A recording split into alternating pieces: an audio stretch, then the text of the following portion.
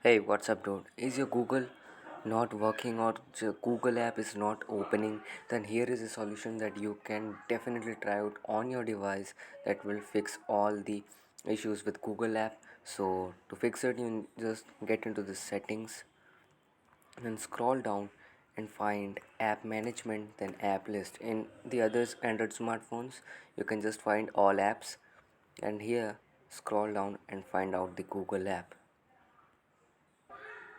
Open the Google app. Now what you need to do is to get into the storage usage, clear the cache, and then get into the manage space of Google. Here you have to clear all the data of Google. Right after clearing the data, you need to follow the last step. Then just close all the apps, something like that. And then you can just restart your device. And right after restarting your device, you can, as you can see, now I am going to open the Google, and right after opening like this, you can see the Google app is working. And do you know who I am? This is Backdroid, the founder of backdroid.com, the place where you will find all the guides.